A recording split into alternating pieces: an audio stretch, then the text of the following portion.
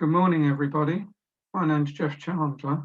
I'm a member of the Parkinson's UK Research Interest Group for the East of England. And I'm pleased to start this session with Dr. Mina Ryten about using genetics to understand and find treatments for Parkinson's disease. Can you move forward, please, Mina? Of course, sorry. Just to first of all say the call's being recorded and will be available for replay after the event. So if you have to go early or people have missed it, then it will be available. The video and its content's obviously not meant as health advice, and you should always consult a qualified professional or specialist before making any changes or treatments or lifestyle. So with that, really, I'd like to introduce Mina Ryten, who I'm sure will give us a bit more of a background of her bio. Over to you, Mina. Thanks very much. So thanks very much for, I don't know if everyone can hear me. Thanks very much for inviting me. It's really great to have an opportunity to speak to you. As I was saying before we started the call, this is actually quite a special audience who I think are more likely to listen carefully and are more likely to ask difficult questions. So by background, I'm actually a clinical geneticist rather than a neurologist. I did want to become a neurologist at the beginning, and then I got led astray by genetics. From a clinical perspective, I actually work at Great Ormond Street Hospital, but I actually do see a range of patients, so of all ages. So it's not actually just pediatric patients, because the clinical genetics department is much broader than that. And then from a research perspective, I've really spent a lot of my research career looking at genes that are expressed in the human brain and how they inform us about how diseases work, and particularly how they might inform us about how Parkinson's disease works. So without further ado, I'm going to get going. So I think the first thing I want to just make sure that we all understand really is just a little bit of the basics about what a gene is. So we all get a kind of instruction manual for making the body, and it really encodes everything you need to know to build yourself. So it's quite an amazing instruction manual, really.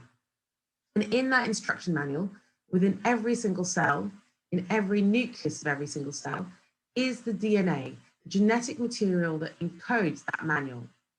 And that material is actually stored as almost like chapters. So chromosomes, you might think of as chapters. And on each chapter, there's actually a set of genes, which are little instructions. So if you were thinking of a recipe book, this would be actually the recipe for chocolate cake, or then you're moving on to a lemon cheesecake and so on. And there's chapter after chapter that gives instructions for every component of the body. And these genes are key, really. And they can provide a huge quantity of information. So what do genes actually do? Well, genes are actually transcribed. And this is a process of copying elements of the DNA, which is located in the nucleus, copying those little elements and making them into a new molecule, which we call RNA. That RNA exits the nucleus of the cell and is actually translated into a protein. And it's usually proteins which do the main jobs inside the cell and make one cell a muscle cell, another cell a brain cell. So this process of moving from DNA molecule, where that information is encoded, to an RNA molecule, which is really a kind of messenger between the nucleus of the cells and the cytoplasm, into a protein, is really key. It has been core to understanding many diseases and their genetic associations. So if we think about what a genome is, a genome, that word gets used a lot these days. And I don't know if anyone here has taken part in the 100,000 Genomes project or other projects which have really sequenced the whole genome. The genome is actually the complete work. It's almost like having the complete works of Shakespeare or the complete encyclopedia for that person. Every last little piece of paper that makes up that instruction manual, the starter pages, which give you the title page, the index at the back, the whole works. So that is your genome. It's the entire set of the genes themselves, and maybe even the title pages between those genes. And there are actually around 20,000 genes in the genome. So it's a huge quantity of information, but actually, in some ways, a surprisingly small quantity. So if you think about how complicated people are, how much there is to encode, how many organs there are to make, in a way, it's amazing that you can do that with 20,000 instructions, and you can build yourself with those 20,000 instructions. Now, that DNA is not exactly the same between every person, and that's really important to understand. And of course, we kind of know that in the sense that we're all unique. If you look at each of us, our noses are slightly different, our eyes are slightly different. We've all got something a little bit different about ourselves. And that's a lot of that difference is really encoded within the DNA and variation within the DNA, what we call genomic variation. And what we mean by genomic variation is locations in the DNA code, and that's the series of letters that, that actually make up that code. When one of those letters changes, that's what we mean by genetic variation. Now, some of that genetic variation might be common, and some of that genetic variation might be very, very rare and personal to us. And what's also important to understand is some of that genetic variation might contribute to disease or might put you at risk of human disease. And some of that genetic variation might not matter at all. So there's been a huge amount of interest in understanding the relationship between genetic variation and risk of disease.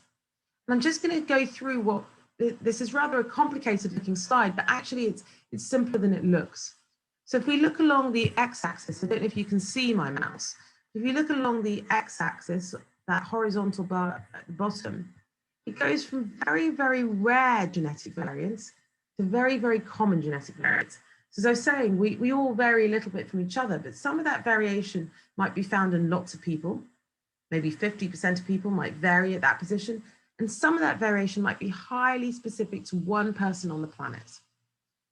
And we might have situations where you might think about very rare genetic variations, which have a very big effect on our disease risk.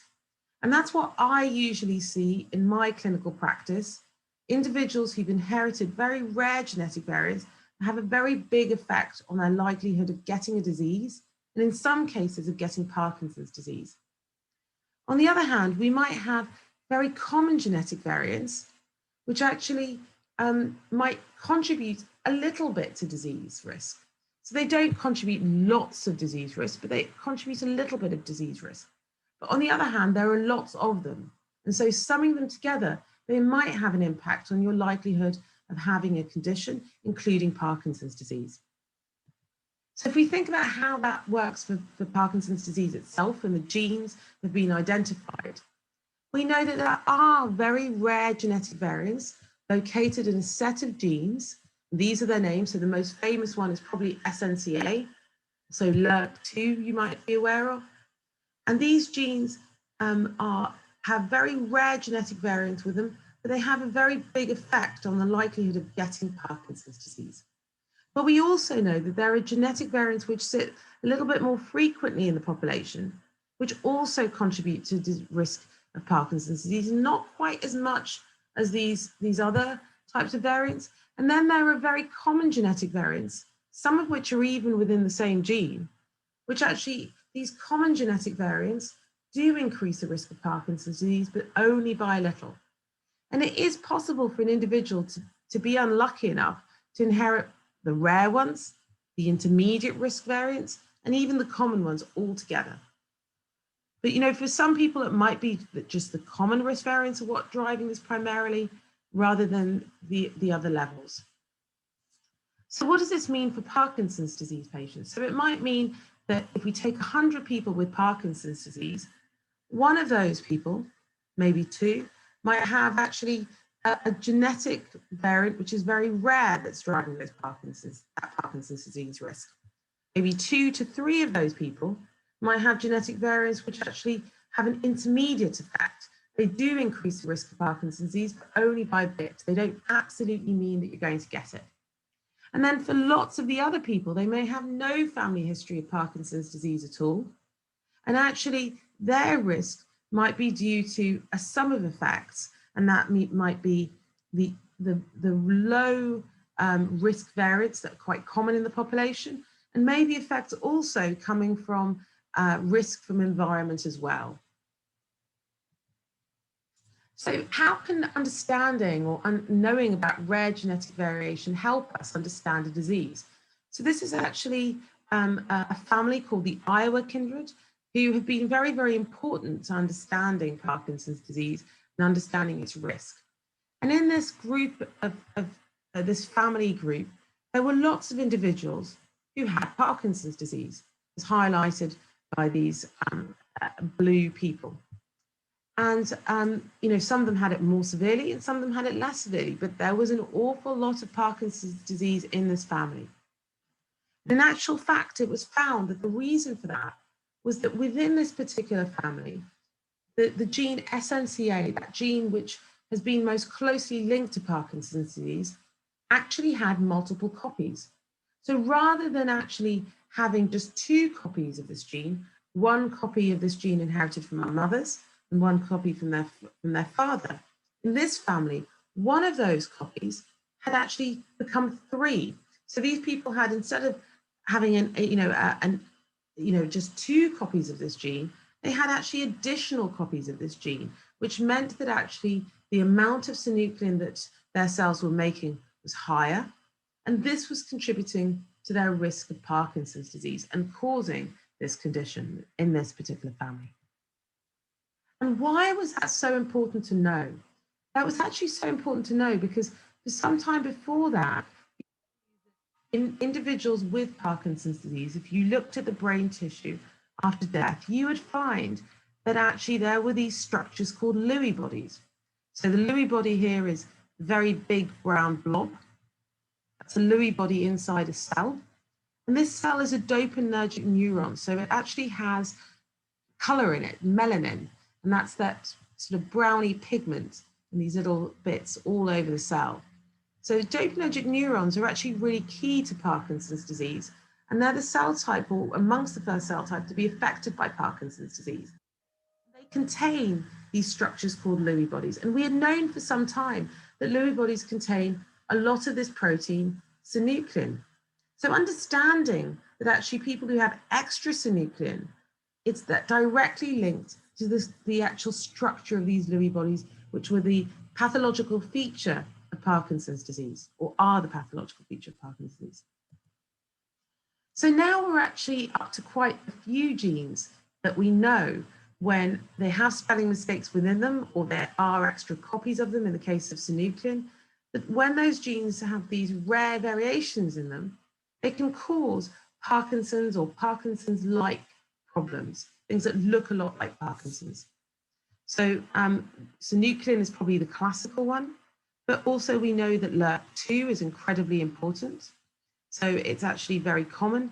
It gives, and often these genetic causes of Parkinson's disease, these rare genetic causes, give rise to Parkinson's disease at a younger age than most people have them. So they're not necessarily exactly the same as Parkinson's disease that most patients will have, but they give insight into the process and they do explain the risk for a certain proportion of individuals. So what about common genetic variations? So locations in the genome which are very commonly associated or present in people. And there's actually been major work done on studying thousands of genomes from people who don't have Parkinson's disease and from people who do have Parkinson's disease. And the idea of this kind of analysis, or the start of these kinds of analyses, which are called genome-wide association studies, has been this idea that if a disease is common, it might be that common genetic factors contribute to that disease. And that does seem to be the case for Parkinson's disease.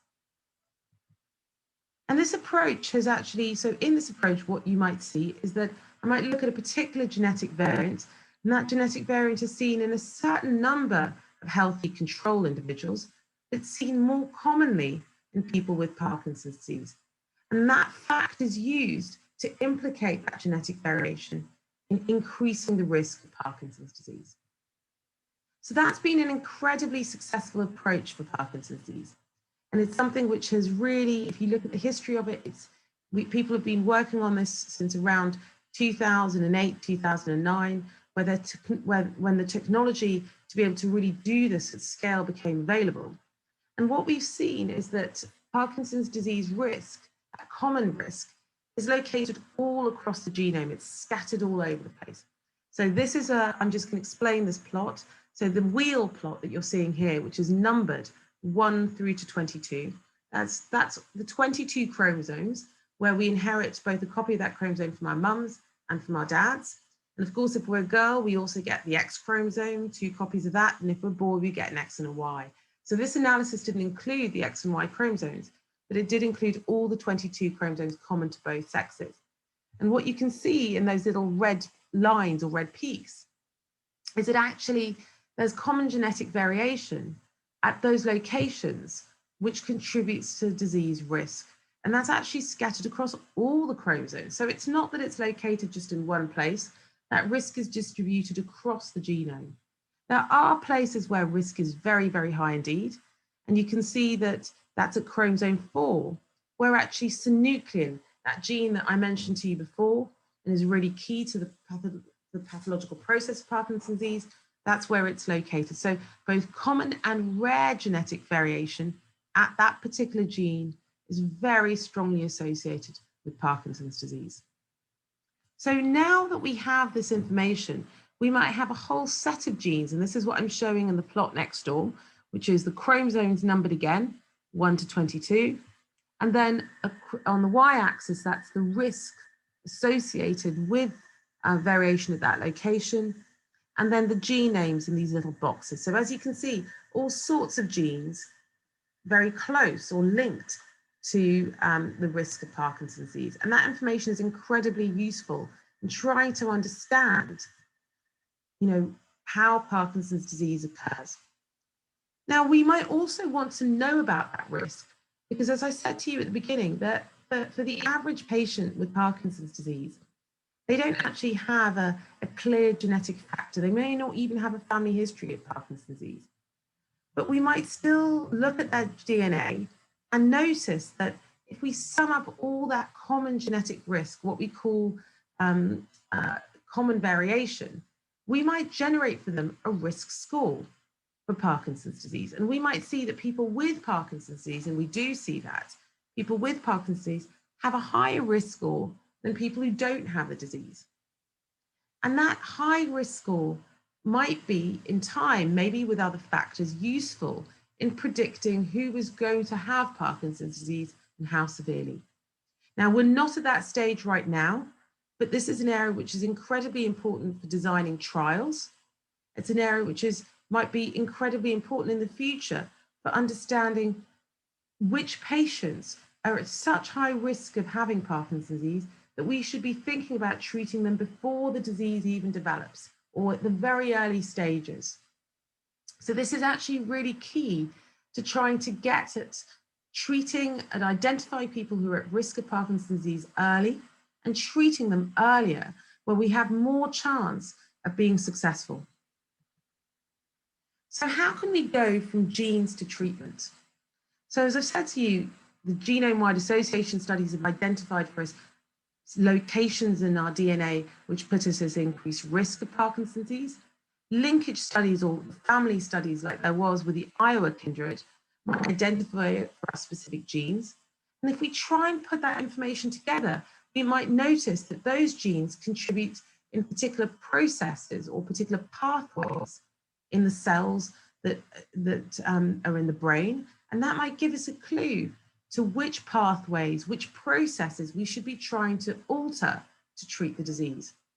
And we already know from other studies, and this is more general, that actually when drug companies design drugs or identify drugs based on genetic information behind that, they have been more successful at getting those drugs all the way to treatment, all the way through the trial process. So we think that actually this approach of using genetics is actually very beneficial in terms of trying to identify the processes that are most likely to identify for us targets for drug treatments. And that's what it's really all about. So just to give you an example that has been a kind of success story, and I'd like to say that it's easy to replicate this, but it's not, and we'll go into maybe why not, but a success story in a kind of other neurological disease. And this is a condition called Brown-Violetta-Van Leer syndrome. So this condition is incredibly old. It was first identified in 1894 and is a kind of infantile or very young onset form of motor neuron disease. And that disease is associated with wasting away of the muscles and inability to control how the muscles move. So you get a kind of paralysis that eventually develops and worsens until the patient's unable to breathe. And although we knew that that condition existed back in 1894, it wasn't actually until the genes and the genes were identified that relate to the condition. So the genes that relating to this particular condition were actually identified in 2008, 2009, 2010. So we didn't actually even know about the genes themselves until quite late.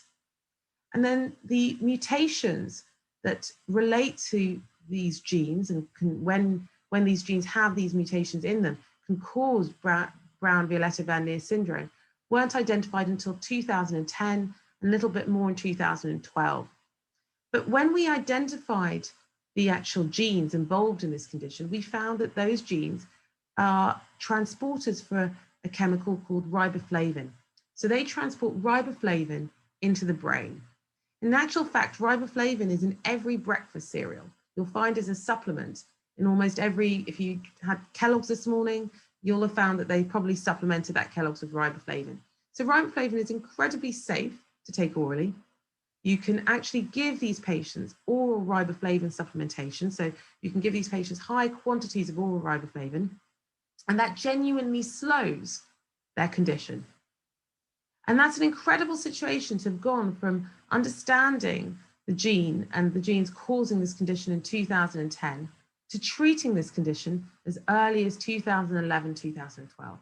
The treatment's not perfect, but it's a lot better than we had before, which was effectively nothing. So the question is can we do something similar with Parkinson's disease? And we might look at that and say, well, we're beginning to know quite a lot about Parkinson's disease. We know about alpha-synuclein, this really incredibly important gene, which is actually located in neurons, and particularly where neurons talk to each other at the synapses. We know that this gene LRRK2, which is involved probably in trying to process vesicles and process rubbish in cells, is actually really incredibly important in Parkinson's disease. We know that GBA, another gene, which actually also contributes to another disorder, Gaucher's disease, is again, it's involved in how you process and degrade proteins in cells. And we know about it too. And it's, so does that all lead us to be able to treat the condition? Well, the answer is unfortunately at the moment, no. So when we look at drug trials, recent drug trials for Parkinson's disease haven't been successful. So they haven't really altered the course of the disease. If you want a drug that alters the course of disease, you want to see that as the years go by from diagnosis of the disease, you genuinely change the number of individuals who actually are symptomatic from this disease and have a worsening condition. And unfortunately, in the recent drug trials, those trials have not achieved that. Now, why is that? We can ask ourselves, is it because we haven't targeted the right disease mechanism? We haven't understood what it is that's causing it and haven't targeted it correctly? Is it that we're not targeting the right patients? So maybe patients who have Parkinson's disease primarily due to one process in the cell versus another might need a different treatment. Maybe we're not targeting patients early enough. So I was kind of hinting at that before, that we need to identify who's going to get Parkinson's before they ever come to see us, preferably, or very, very early in the process, before they've really got severe symptoms, so that we can treat early where we have more chance of being successful. So if we think about the right disease mechanisms, as I've just mentioned, should we be targeting GBA? Should we be targeting the processes that alpha-synuclein are involved in? Should we be targeting the processes that LRRK2 are involved in? Maybe some of those are better than others as a target. Who should we be targeting? So might it be that people with Parkinson's disease aren't one group? They aren't just all the same thing, but some people have more tremor. Some people have more problems with slowness. Some people might have more problems with the psychiatric symptoms that are associated with Parkinson's disease, such as depression. And might it be that we should be dividing patients into groups? Maybe we should be dividing them based on their genetic data. And if we targeted the right group of patients with the right drug, we would make it work. We might also want to think about when. So just as I was saying to you, often the first symptoms of Parkinson's disease were actually there if we recognize them very, very early on. It might be that constipation might be the first thing that, a patient might notice. Later on, they might have loss of smell or mood changes, but actually they won't know that they've got Parkinson's. The doctor may not diagnose them with that until actually what's happened is they've actually seen a doctor and they've developed slowness, tremor, rigidity. So, and then as the disease progresses, you might have other problems, coming through, such as falls or more prominent psychiatric problems. And those vary between patients enormously. So do we need to go earlier? And how would we do that? So what can we do to try and change trial success? What can we do to try and get drugs into treatment and into patients and improve matters? So this is really quite a challenge. So I'm giving you my perception of that challenge. So as a clinical geneticist, when I see patients in clinic, I'm trying to work backwards. I'm saying I've got the patient in front of me. What DNA changes cause that patient's problems? And that is very, very challenging. In a research setting, we're actually trying to do almost the opposite, which is saying, I know that there are these DNA changes that contribute to the disease. How will they play out in an individual person? And what are the steps that have to take place to make it go all the way through from those DNA changes that might put you at increased risk? How will they affect the way an individual neuron operates? How will they affect the way neurons together operate? How will they affect the way the person functions at a higher level and thinks? And how will that mean that my patient comes to me? What will it mean for the patient who comes to me in the clinic? And that's actually enormously challenging because you can see that there's a huge amount that's happening between the DNA and the patient. So in the case of Brown, Violetta, Van Leer, that link was very clear and it became very easy to see how you might treat the patient.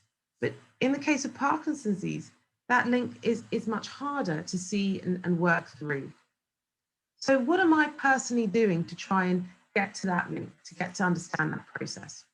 So actually one thing a project that we're doing that is really just sort of almost hot off the press really, is to try and analyze individually the cells in patients or patients who've had Parkinson's disease and have donated their brains to the brain bank, and patients or individuals who have not had Parkinson's disease but have also donated brains to the brain bank. And often actually the people who donate to brain banks are often the spouses or relatives of individuals who've suffered from the disease. So Queen Square Brain Bank, which is one of the major brain banks, an Imperial Brain Bank, where we've sourced tissue from for this particular study, have really benefited from the generosity of patients and their families in contributing that tissue to us. Without that tissue, we cannot do these analyses. It's absolutely critical. And so what we've done is we've taken tissue from individuals with and without disease. We've used that tissue to try and isolate individual cells. So what we're doing is we're separating out the tissue into the individual cell types, because actually brain is a really complicated organ. It has lots of different types of neurons. It has lots of different kinds of cells, which are kind of the glue around neurons, the glia. And they're not just glue, they do more than that. And we know that actually the reasons why Parkinson's disease affects patients as it does with a particular set of symptoms is because it affects particular types of neurons. So if we could try and understand why some neurons are more at risk than others and how they respond to mutations in particular genes, we might be able to get closer to understanding the disease mechanisms and to understanding how we should treat it. So this is the approach we've taken, where we've taken tissue from individuals with and without the disease. We tried to isolate individual cell types, and then we've looked at how those cells express the genes that contribute to Parkinson's disease, and in fact, all the genes that are in the genome. So this is kind of quite a technical slide, but just to give you the sort of workflow and the details of what we've been doing. So we've been taking a particular part of the brain called the anterior cingulate cortex, which is towards the front of the brain and is affected relatively late in Parkinson's disease. And we've taken tissue from 7 individuals who don't have Parkinson's disease, who we call control, 7 individuals who have Parkinson's disease, 7 who have Parkinson's disease with dementia, and 7 individuals who have what's called dementia with Lewy bodies. So a very severe form of fast, you can be thought of as fast Parkinson's disease, where mood and cognition are affected very quickly. The Lewy bodies exist in this tissue. And what we've done is we've analyzed the tissue from all of these individuals who donated their brains to the brain bank. And we've looked at the bulk tissue, so just all the tissue together, and looked at the RNA. And we've looked at single nuclei and looked at each cell type in that tissue. And we've analyzed that data to look at whether the types of cells, the proportions of each cell type change in Parkinson's disease versus normal individuals or individuals who don't have the disease. None of us are normal in truth. And then also looking at how genes are differentially expressed between individuals without the disease and those with the disease. And also, and I won't go into it here, but how those genes are spliced. So just to give you a kind of idea of the level of data we can get. So we can actually identify the major cell types in the brain this way. So this is a kind of plot which I probably won't go into the details of, but it's called a UMAP plot, which allows us to simplify very complicated data on the expression of all 20,000 genes in the genome, on all the different cells we measured and extracted from the tissue in 1 or in 2 dimensions, okay? And what we can see here is that we can identify very clearly all the major cell types in the human brain. So we can identify excitatory neurons, inhibitory neurons, astrocytes, oligodendrocytes, OPCs are oligodendrocyte precursor cells, microglia, the immune cells of the brain, and vascular cell types. And so we can get information about all these cell types, and they cluster in different groups. So you can see all these red blobs, which each of those little dots is actually all summed up together, are all the single cells that we identified that we recognize as being oligodendrocytes. We can identify astrocytes, we can identify this huge number of excitatory neurons, and so on. And what we saw was that actually, if we look at the proportions of each of those major cell types, so excitatory neurons, inhibitory neurons, astrocytes, oligodendrocytes, microglia, vascular, we look at how the proportions of these cell types change in people with Parkinson's disease or people without Parkinson's disease, we can see that actually the numbers of inflammatory cells, the microglia, which are the kind of inflammatory cells in the brain, their numbers go up in people with Parkinson's disease and people with Parkinson's with dementia, and also with dementia with Lewy body disease. So there's actually quite a big inflammatory response to having Parkinson's disease, where these cells, which are kind of, the warrior cells or immune cells in the brain, have increased in number and increased in proportion. We also see that there's a proportional increase in the number of vascular cells. So those are the ones relating to blood vessels.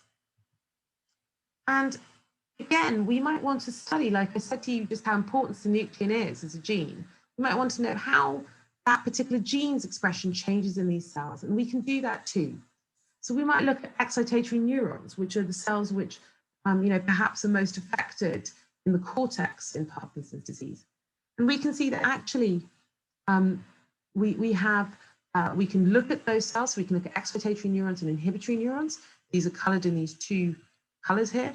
And we can see that synuclein has particularly high expression. So here in this plot, each dot is one of the cells we captured. And the darkness, how dark the blue is the level of synuclein expression.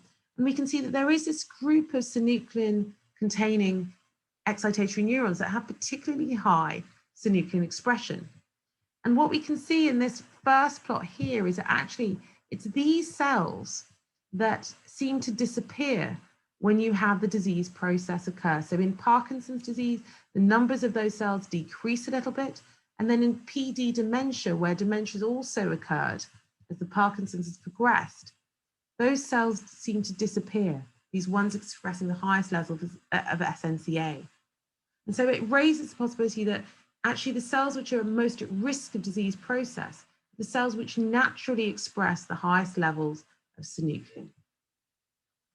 So, of course, I'm not the only one working on Parkinson's disease, and there's lots of ways of trying to connect Parkinson's disease genetics to the disease processes and identify who should be treated, how and when. And so one of the major initiatives that's going on that I'd just like to flag to you is something called GP2, which is an absolutely massive project. $35 million has been put into this project, and it's a global effort to obtain DNA samples from patients with Parkinson's disease and to analyze those samples in huge amounts of detail, the DNA in huge quantities of details, to understand the genetics of this condition. And this is really a global effort. So it includes populations in Africa, in Asia, in South America, and so on. And I'm really glad to say that lots of the key people involved in this effort are in the UK. They include Professor John Hardy, Professor Hugh Morris, Professor Nick Wood, who've all contributed to this process and to making this happen. So the UK is really part of this effort. We also need to be able to, as I said to you about the timing of Parkinson's disease and the process, we need to understand that process in much greater detail to understand when we should be treating patients and with what medications. And to look at that in more detail, there are these major studies again, and I think it's really great that the UK is one of the lead locations for a lot of these analyses. So Predict PD, Tracking Parkinson's, the Oxford Parkinson's Disease Centre, all of them are working on trying to understand how the disease changes over time. And that's critical to be able to make drug trials happen, because a drug company won't come into this field unless it can see what it can measure about patients and know that their drug is having an effect. And you need to have confidence in that. So these are really critical. And of course, credit goes to the patients who've participated. It requires lots of appointments, lots of going back and forth. It's a huge effort for individuals and their families. And so it's fantastic that there's been such a contribution to that. And then I just want to highlight to you even more funding that's going into Parkinson's through aligning science across Parkinson's. And that's being based on trying to improve basic research in this area and trying to connect it to the actual roots of the disease as we understand them genetically. And so again, it's really great that the UK is part of this, and UK projects have been funded. So there are actually 4 major UK projects funded in this space, and that's just occurred in the last year. Those projects have started January of this year. There's one based in Newcastle. There are 3 in UCL. I'm involved in 2 of those, and I was just going to introduce you to some of that. So this is one of the projects is dissecting the mechanisms underlying disease progressions and disease progression Parkinsonism, because I think if we feel very strongly on this project, and this is led by John Hardy, who may have spoken to you at times, I don't know. And what this project is about is trying to understand what are the genetic factors, what are the biological factors which actually affect how fast Parkinson's disease progresses. And the reason for wanting to understand this is because even at the point of diagnosis of Parkinson's disease, where the disease may have been occurring for quite some time, it's at the early stages still, and actually trying to treat patients at that point is really important to do, and there's still a lot to gain by doing it. There's still, major amounts of disease progression that occur over that next 5 to 10-year period of time, and it's not obvious to us that the things which cause Parkinson's disease are the same things which make it progress. So we want to try and disentangle the genetics of that progression and the specific molecular processes which lead to progression of the disease, because they may actually be different than the things which cause the disease.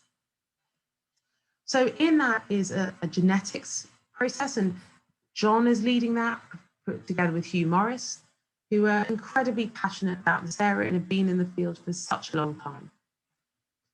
I'm actually looking at the tissue in this area, and I'm doing that with who leads the Queen Square Brain Bank, which is specifically focused on movement disorders and Parkinson's disease. And we're looking at the brain tissue much in the way that I was describing to you about an existing project.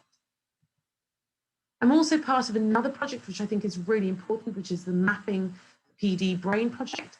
And here that's a separate team led by Nick Wood, who's at UCL, who again has been really critical to driving Parkinson's disease research forwards in the UK, and is a very active clinician in the field, along with Sonia Gandhi, who's also a clinician, Michele Vandris-Kuzler, and Steve Lee, who come at this from data science or physical chemistry. So it's really important to get individuals with different skill sets into the field who can really contribute. And this project is very much focused on synuclein and the Lewy bodies. So it's trying to understand how it is that those Lewy bodies actually form, a pathognomonic feature of Parkinson's disease. And this is using very, very complicated, and I won't pretend that I understand this, imaging technologies to try and identify the early stages of Parkinson's disease in terms of synuclein and how it forms not just the large bodies, which we call Lewy bodies, but how it actually forms little oligomers, so just little clusters of synuclein molecules together, the synuclein protein together, and how we image that in real human brain tissue. So again, this is incredibly dependent on people donating tissue to the brain banks. So here we're just actually using this really sensitive imaging technology to identify not just Lewy bodies, but oligomers, so just strings of synuclein strung together, which might be the first stages of the disease. Again, I'm involved in this project on mapping the transcriptomics and the cell types involved in Parkinson's disease, and that's using a range of technologies. So just looking ahead, why are we doing all this? Well, of course, what we're doing is trying to make drug trials in this area successful and trying to get to the point where we do identify the right disease mechanisms. We know who we should be treating when we're identifying a drug that we think that could be useful, and we know when we should be treating those patients. And we link up these three areas together to make it, to sort of revolutionize or really kickstart drug treatment in Parkinson's. So I'm just going to acknowledge the people that I've worked with on some of the research data I showed you. So this is a picture of people in my group, and particularly involved in the work that I was showing you was Regina Reynolds, who's there in the check shirt. I'm really glad to say that she's finished her PhD now and has decided to stay working on Parkinson's disease. Also, very important to the work has been Seb Guelfi, who has exited academia but now works for Verge Genomics, which is a company which is also trying to strive towards getting to Parkinson's treatment. So he's remained in the field, I'm pleased to say, and committed in this area. And then, of course, John Hardy, who I've worked with for many years. And on the work that I was showing you on human brain tissue, there's an absolutely fantastic team at Imperial that's been very involved with, or that's really involved Paul Matthews, who heads the Dementia Research Institute at Imperial College, and also Mike Johnson, who has heads his own group, and Prashant, who's now an established researcher with his own, just beginning his own team, who has been involved in a very large amount of the analysis. Steve Gentleman, who leads the Imperial Brain Bank, and so was critical to this, and Rachel, who's a PhD student who really worked incredibly hard to make this project happen. So and of course, the most important, and I think I've said it already through this talk, is we can't do anything unless patients want to engage with research, and unless patients actually, particularly for my work, unless patients donate tissue to us. Because we study actual brain tissue, and unless people give their brain samples and donate their brain samples to brain banks, we can't really move forward. So thank you very, very much for having me, and to thank finally the people who fund the work as well, who are all listed at the bottom. So thanks again. I'll stop sharing screen maybe, and we flip to the other area.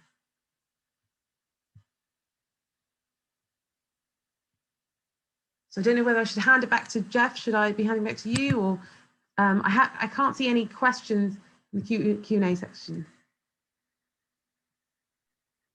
Just unmute. Oh, sorry, there is a chat. Sorry. Maybe I just missed. I'm not up to date with the questions. I'll just have a look and see if I can. There are a few questions in the chat box, but no one's used the Q&A box yet. But attendees are free to use either. Oh, so someone's asked, is there we're learning so much about, so I'll just read out. Hi, Mina, this is from Claire Unwins. Hi, Mina, we're also learning so much about ApoE4 in dementia. Is there a connection with the PD genes? Oh, yes. You've hit a very, very critical point on this. So, oh, sorry, my phone's going, but I think this is going to be my husband working from home. Just wait. So you've asked a really excellent question. So absolutely, what we're seeing across many of the neurodegenerative disorders, so ApoE is most linked to Alzheimer's disease and is probably the most important risk position for Alzheimer's disease in the human genome. And it's absolutely true that ApoE also influences the risk of progressing to dementia with Parkinson's disease. And actually, this is an area we've been spending a lot of time on, is looking at how that disease risk operates, whether it's actually a general effect, whether there's a specific interaction with the processes involved in Parkinson's disease itself. And this is an area which I really can't give you an answer as to how it works. I would love to tell you that I understood, but I really don't understand. And I'm not sure anyone quite understands how ApoE interacts and increases the risk in PD for progression to dementia, whether it's independent, it's some kind of mishmash of Alzheimer's and PD together in a person, or whether it's actually a quite specific process. This is something that I know that John is incredibly interested in, and I have to admit, so am I too. So we do have work in that area. I'll just carry on going through the chat. Right, so Roger asks, even though they are highly scattered through the genome, is there any commonality between the genes associated with a greater likelihood of PD in terms of their function? So again, a really excellent question, and I'm sorry I didn't go into it enough. Absolutely, you're correct. And this is why it's been so critical to be able to have an unbiased look across the genome. So absolutely, we're finding that there are genes which in fact relate to each other and their function. So what we're finding in fact is that many of the genes that are identified in the GWAS are actually genes which are involved in the regulation of synuclein and synuclein protein levels. So synuclein is actually a very highly expressed protein in the human brain and very highly expressed at synapses. And some people have suggested that actually the processing of synuclein, that protein, is really critical to whether you get an excess buildup of it and it forms oligomers and comes out of solution almost in the neurons. And in actual fact, things like GBA and LRRK2 are thought to potentially regulate that. And they are also hits in the genome. We also know that there are genes which are involved in making dopamine, that critical neurotransmitter, which when there's not enough of it, means that there's the bradykinesia and the slowing and movement effects and tremor that is so characteristic of Parkinson's. And we can also see that GCH1, one of the genes which is actually identified through the genome-wide association study, is actually also contributes to dopamine synthesis. And there's a second location on the GWAS, which the name of the gene is escaping me, but has also been linked to that. So absolutely, a great question. I should have said it myself. So Rinu has asked, my mum is having difficulty in swallowing. Is there any exercise which she can do? How soon could there be a cure for Parkinson's? So I think this is one of those questions which is probably really important, that the very first thing I do is advise you that with those swallowing difficulties, your mum actually sees her own doctor and her own neurologist potentially. I think it's difficult to think of exercises which might help that, but I think it's important, particularly because the risk of swallowing difficulties is going to increase the risk of pneumonias and food going down the wrong pipe. It's really important that there is that is something that is dealt with, and that your mum does speak to her doctor about. Sometimes that might be about positioning when you're eating to try and reduce that risk. So obviously trying to eat lying down is very, very difficult. So positioning is really important. Also the consistency of food is really important in dealing with that. So I think the advice for that should probably come from your local doctor though. In terms of curing Parkinson's, how soon can there be a cure? This is a really, really difficult question. I mean, I think I'm not going to give a number here. I think it would be irresponsible to. And I know that even from my own perspective, I mean, so my father actually has multiple sclerosis and has done for a very long time. And I remember years ago, a doctor, he used to take part in research studies as well. And I remember one of the doctors telling him, you know, in 10 years time, there'll be a cure for this. And the truth is that didn't happen. You know, he was diagnosed, you know, over 30 years ago. And, you know, there hasn't been a cure for his form or even an effective treatment for his form of multiple sclerosis. So I think having said that, though, you know, it can be very, very difficult to predict when treatments occur. I've seen in my own medical career how quickly situations can change. So a little bit with the Brown-Violetta-Van Leer syndrome situation, before that gene was known, if someone had asked someone in 2008 or 2010, could there be an effective treatment for this condition? The answer would have been absolutely no. But within a space of 2 years, things had moved on and there was. And the same things have happened in areas like cardiovascular disease and treatments of heart attacks. And so it's incredibly difficult to know. I'm sorry, I can't give you a better answer. I think we're working hard to try and make it as soon as possible. I think that's the best I can do. Yeah, someone has actually, oh, brilliant. Someone has answered as well about that. I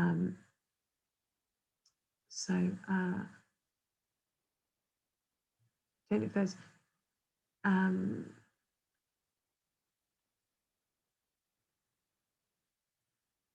okay. I think the next, sorry, Mina, there was a bit of chatter in the chat box, but I think the next question is down from Claire Unwins, who asks if you would consider having a brain bank signpost point in the new Harlow Hospital. It will have a research center point for patients and carers to identify studies which might help their long-term conditions. Yeah, I think that's a really good point, because I think actually, I've seen this before as well from a clinical genetics perspective, where patients are actually really keen and the families really want to be able to contribute. And there isn't there doesn't seem to be a signposting to be able to do it. I mean, what I will do is, I'm not aware of the research centre at Harlow Hospital, but what I'll do is pass that information on to individuals at the Queen Square Brain Bank who might have those connections to be able to look at signposting patients effectively in that way. And I think in general, I actually think that, and we've been thinking about this in the clinical genetics department for Parkinson's disease, but also for many other diseases, which is to think about how to allow patients, sorry, the phone is going in, I'll just wait for that to, of how to allow patients to be more aware and more connected with what research opportunities there are and be more in control of that. So I think one of the problems that you know, I'm very much aware of is that there's huge biases in who gets involved in research in all diseases. So not just Parkinson's, but all diseases. So we know that people who are seen at central hospitals or major teaching hospitals are more likely to have an opportunity to get involved in research. We know that people who are from higher economic groups who are wealthier are more likely to get involved in research. We know that people who are from white Caucasian ethnicities are more likely to get research, are more likely to be involved in research. And all of those things actually are to the detriment of research, in the sense that what they do is they mean that we do not have a complete and even picture. And particularly for genetic analyses, this is really important. So, you know, if we were thinking of trying to have polygenic risk scores for people to predict who's going to be more likely to get Parkinson's disease in the future, Well, if we've done all those genetic analyses only on people who are from Europe and from certain ethnic groups, we are going to find it very difficult to know that that analysis is valid in other ethnic groups. And that in a way is going to build in health inequalities into our treatment of the diseases. And that's something which I think is really important to be aware of. And it's also even important about men and women. We also know that women tend to take part in research more often than men do. And again, you know, that's going to bias research, and that makes a real difference. So I think, you know, this issue of accessing and being signposted to it, I think is incredibly important. And yeah, I'll pass on that information. I'm afraid I'm not the person to know, but I think it really does matter. And I think, you know, maybe this is something that, you know, we need to spend more time thinking about. I know we do for rare disease for sure, which is trying to connect patients who get a genetic diagnosis with the potential trials or research studies which might be of value to them and they might be interested in, and trying to make that, you know, almost, I was actually talking to someone about trying to almost make a kind of a sort of matching, a dating site for patients and studies. Because I think, you know, people need to be in control of their own decision making, not just whether that particular doctor who they meet has remembered the study and knows about it. That's no use. You know, it needs to be in your own hands. We do, yeah, so actually that's great. So somebody's answering about Harlow. Yep, oh, that's excellent. Okay, that's really helpful. So I don't know if there are any other questions that anybody has, maybe. There's a question in the Q&A box now. Oh, right, I can't see that out. Oh, yes. Has there been a comparison between genetic variants and possible environmental impact causes on PD? Again, a really excellent question. So you touch on you know, I've made this talk, you know, from the title, very genetics focused, but the point that I think that question raises here, which is genetics is only one part of why somebody gets Parkinson's disease. And in actual fact, if you take the heritability of Parkinson's disease, heritability estimates suggest that only genetics only explains something like 26% to 30% of the heritability of Parkinson's disease. So in terms of determining who gets it and who doesn't, genetics is only an explanation for that up to a level of about 30%. So what's the rest? And the rest is environment, you know, must be environment. And some of those environmental issues, the most obvious one is age. So as we get older, we're more likely to have Parkinson's disease.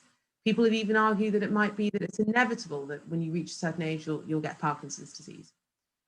We also know that exposure to certain chemicals, so particularly fertilizers, can increase the risk of Parkinson's disease. We know that there are also questions about things like body mass index, which might affect Parkinson's disease, or other diseases like diabetes, which might affect the risk of Parkinson's disease. So this is a really important issue. In actual fact, disentangling how the genetics interacts with those environmental issues is incredibly difficult to do. And the reason is that actually you need to have huge numbers of patients who have, you know, for example, a genetic risk factor and are or aren't exposed to an environmental factor. And you need to measure those across very large groups to be certain of the interaction between the genetics and the actual risk of disease. But I suspect that the point you're raising here, which is that these two things interact, is very likely to be the case. We already know this for some other diseases. You know, again, I'm a rare disease doctor, and so we know that things like alpha-1 antitrypsin deficiency is heavily influenced in terms of its impact on the lungs by smoking exposure.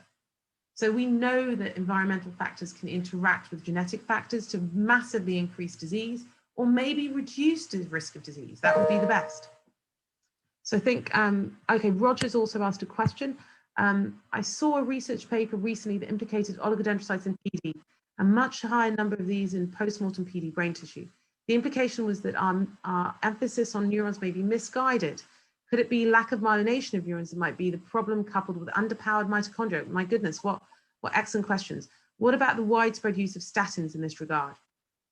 So this is actually a really excellent question that actually picks together lots of issues in one. So absolutely, there is a quite high profile Nature Genetics paper which implicates oligodendrocytes in Parkinson's disease. And in general, I think there is this view that's changing, which is that Parkinson's disease research has been very much focused in the past on neurons, that neurons are what die, and therefore neurons are what we need to treat. And that has also been the case for other neurodegenerative diseases like Alzheimer's disease, where again, the focus has been on the neurons. Now, people have often viewed the other cell types in the brain as almost like passive glue. You know, they're there, they don't do necessarily that much, they don't contribute to the disease. And maybe in a way it's because since neurons are the cell type that are most prominently lost and most prominently drive the symptoms of the disease, that's what's led to that focus. But we know from, for example, cardiovascular disease that, you know, you might have a heart attack, but it's not actually the heart, that the heart muscle itself, which is diseased, it's the blood vessels that are diseased, right? So we know that even from other diseases, that the actual process that leads to the damage that you see at the end point might involve other organs or other cell type systems. And so actually, I think that's exactly the view that's beginning to emerge in Parkinson's disease as well, that the glia, the oligodendrocytes, the astrocytes, the other cell types in the brain are not passive. They're actually actively involved in the disease processes and might, in fact, cause the disease in some individuals or even drive the disease to become faster. So as we were pointing out in our analyses, the cell type that was increasing most in people with Parkinson's disease for us was actually the microglia. And we would suspect that immune responses to Parkinson's disease processes might be a major component of what drives the disease into becoming worse. And I would agree also with the findings on oligodendrocytes. We ourselves have got some data on that, which suggests that they are very much impacted by the disease processes, similar to the levels of impact on the transcription and the gene expression to neurons. So absolutely, I agree. Could lack of myelination be the problem coupled with underpowered mitochondria? Again, really excellent question. So I think dopaminergic neurons themselves actually are unmyelinated, and that's often being suggested as to why they might be so sensitive to problems. That, you know, in actual fact, they're a huge cell type. They have massive projections all across the brain, and they do that without the myelin, which might make them more efficient at sending signals. And so they might have to work that bit harder to actually send their signals across the whole brain. And because of that, you might argue that they might be cell types which are particularly at risk. And you know, is that because of underpowered mitochondria? Again, an excellent question. Genes involved in mitochondrial stability have been implicated in Parkinson's disease and rare disease forms. Sorry, the problems of home working. I'm sure someone's going to pick up soon on that.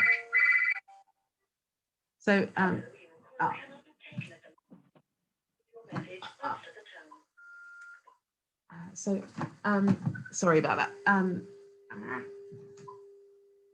Is this gonna... Okay, sorry, bit of a technical glitch there.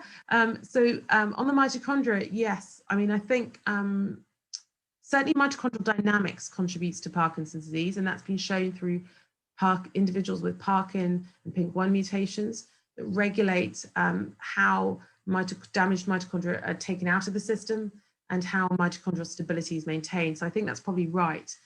And the use of statins, I think this is a really interesting question, because I think this leads on to the question of whether it's possible to repurpose drugs which we know are safe and which actually have value in other areas of disease and might actually contribute to Parkinson's disease and might mean that treatments come in sooner. So I think this is, I don't know of the evidence for statins specifically. I do know of evidence, and there's trial work being done actually at UCL through, oh my goodness, Tom Fultney, Professor Fultney, who is working on GLUT1 targeting drugs for Parkinson's disease. So that's drugs which actually have been used traditionally to treat diabetes. And so these drugs exist and known to be safe and look like they are contributing to changing progression of Parkinson's disease and modifying the disease process. So I think that's incredibly, so, you know, you might be on the right track with statins, but I don't know the data specifically. And then I think there's, so anyone looking for research studies to participate, oh, okay, brilliant. So there's a website for participation. So I don't know whether, I can't see any more on the chat, but maybe I'm wrong about that. No, I don't think there's any new ones, new questions. So I think there's been some really good points touched upon in those questions, which actually, you know, as I thought, I think I said this at the beginning, that you as an audience were probably going to be more challenging than most audiences. Like, and you know, I think it's amazing how cutting edge these questions are, particularly, you know, things like oligodendrocytes, you know, interactions between environments and genetics. These are all really important questions that researchers are trying to tackle, and we really are trying to, but are actually very hard, but they are at the cutting edge of what's being done. On that note, thank you very much, Mina. Very interesting talk. Thanks very much for having me.